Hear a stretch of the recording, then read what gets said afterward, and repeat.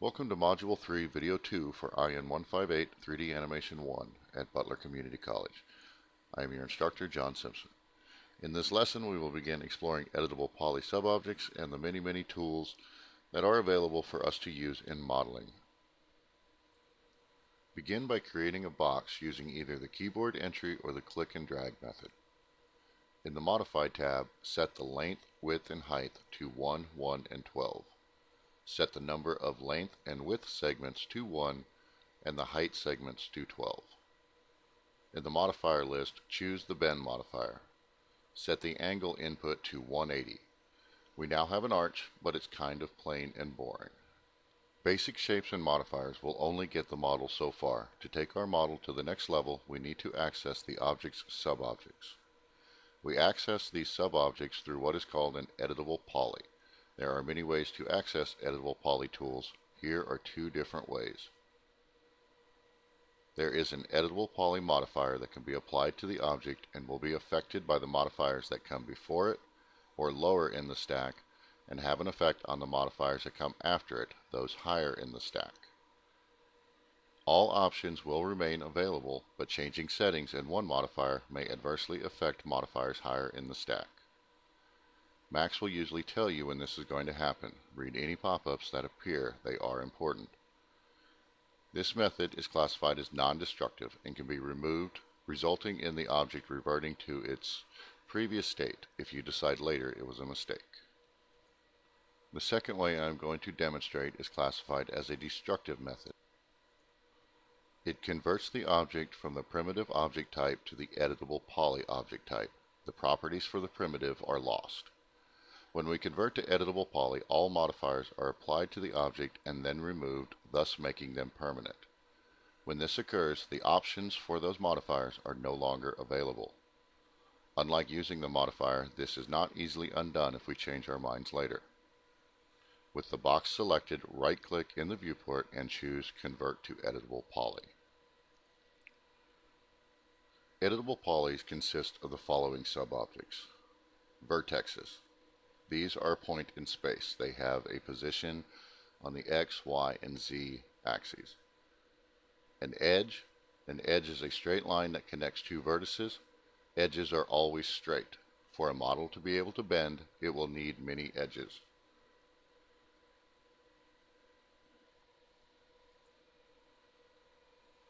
The polygon comes next. A polygon is 3 or more closed edges. 4 edges is preferred. Finally, an element. All connected polygons form an element within an editable poly. The Shift, Alt, and Control keys on the keyboard act as modifiers to how your tool behaves. For instance, if you have an object selected and wish to add to your selection, you press the Control key and left-click the objects you wish to add. Conversely, if you wish to remove objects from a selection, press the Alt key and left-click the object you want to remove from the selection. Using the Shift key while moving, rotating, or scaling an object will bring up options for making a copy of the object. These dialog boxes will vary depending on what is being copied. In this case, I have copied an element within an editable poly object. So now there are 2 elements within the single editable poly object. To switch quickly among the subobject selection modes, use the 1 through 5 keys on your keyboard. Now that we know the names of the subobjects and some of the roles they perform, let's take a look at a few of the editable poly subobject tools. The command panel contains a variety of tools to manipulate the subobjects. These tools change depending on what object is selected. There are far too many to explain them all. Experimentation and exploration is recommended. We will focus primarily on some polygon tools and an edge tool that lets you add segments only where needed.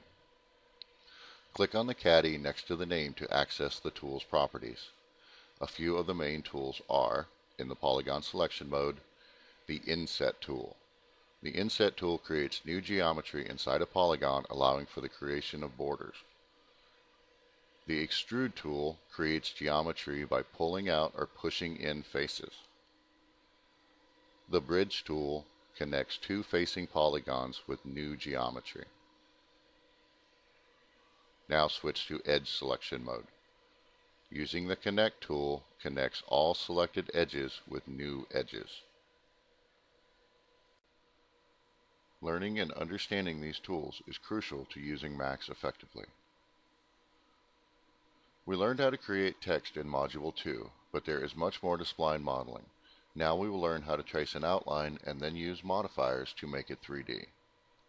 Additionally, we created a material that contained properties like the diffuse or the main color and the specularity, the highlights. For this lesson, we will be adding an image to the material and attaching that material to a plane so we can trace the outline of an arch accurately. Create a plane of the appropriate dimensions or aspect ratio of the image. In my case, I'm going with 38.4 units by 55 units. I've inverted the order so the plane dimensions would be on the correct XY axis. If you don't do this, your image will be oriented the wrong way. Create a standard material in the Slate Material Editor by dragging one out from the browser window into the work area. Click and drag from the diffuse slot on the left side of the material into an empty area of the work panel and release the mouse. Select Bitmap from the pop-up window. Now this is important. When you begin a project, you set the project folder. If you have questions about this, see Module 2. Setting the project folder tells Max to look for external assets in certain folders by default. One such folder is the Scene Assets Images folder. When we use an image or sound file or any variety of external files, Max links to the file location. So if you move the Max file, but not your texture files, then that data will be lost when you open the Max file from its new location. Since I have set up the project folder correctly, Max knows to look in the Scene Assets Images folder inside the project folder for the images I want to use as textures. It makes sense for me to save all of my images, sounds, etc. in the appropriate folders. That way, if I transport my file, I can compress the project folder knowing that my supporting files are in the correct folders. Once the file is uncompressed in the new location, it may be necessary to relink the images when opening the Max file for the first time. This is a simple matter of reading and following the prompts that appear when opening the file. By adding the image to the diffuse slot on the material, the diffuse will now be the image. In the Slate Material Editor, materials are colored blue, and maps, in this case the image of the arches, are green.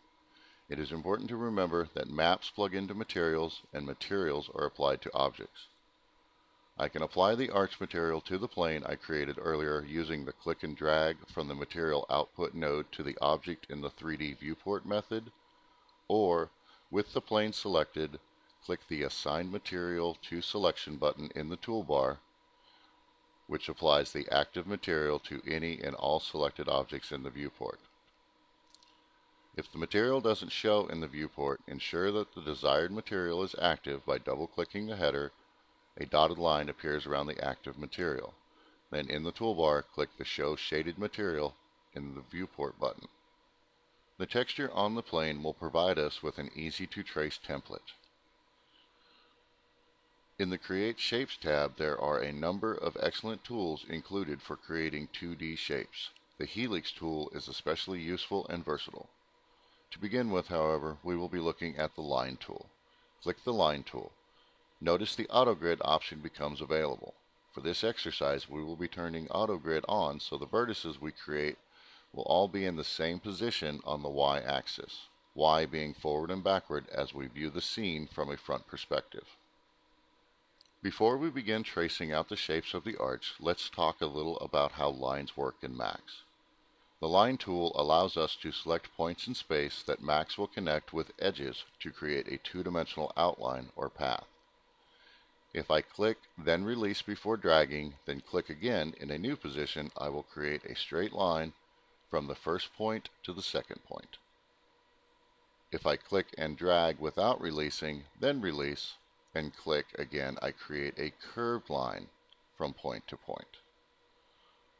The different creation methods for various objects vary greatly and require practice and diligence to master.